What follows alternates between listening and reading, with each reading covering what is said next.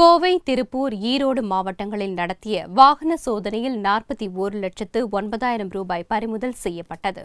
வாக்காளர்களுக்கு பண பட்டுவாடா செய்யப்படுவதை தடுக்க தேர்தல் அதிகாரிகள் தீவிர வாகன தணிக்கையில் ஈடுபட்டு வருகின்றனர். இதில் கோவை மாவட்டத்தில் கோவை தெற்கு சட்டசபை தொகுதிக்கு உட்பட்ட சுங்கம் பகுதியில் அதிகாரிகள் நடத்திய வாகன தணிக்கையில் உரிய ஆவணங்கள் இன்றி கொண்டு செல்லப்பட்ட 4,59,000 ரூபாயும், சிங்காநல்லூரில் 2 வாகனங்களில் 1,83,000 ரூபாயும் என்று மொத்தம் 6,42,000 ரூபாய் பறிமுதல் செய்யப்பட்டது. இதேபோல் திருப்பூர் மாவட்டம் கணக்கம்பாளையம் சோதனை சாவடியில் நடந்த வாகன சோதனையில் 5,67,000 ரூபாயும், உடுமலை தொகுதிக்குட்பட்ட கோட்டமங்கலத்தில் கேரளாவை சேர்ந்த சைஷு என்பவரிடமிருந்து 22 லட்சம் ரூபாயும் பறிமுதல் செய்யப்பட்டது. ஈரோடு மாவட்டத்தில் மொடக்குறிச்சி தொகுதிக்குட்பட்ட எழுமாத்தூரில் ஒப்பந்ததாரர் பன்னீர்செல்வம் என்பவர் உரிய ஆவணம் இன்றி கொண்டு சென்ற 7 லட்சம் ரூபாய் பறிமுதல் செய்யப்பட்டது. கோவை, திருப்பூர், ஈரோடு மாவட்டங்களில் ஒரே நாளில் 41 லட்சம் ரூபாய் பறிமுதல் செய்யப்பட்டுள்ளது.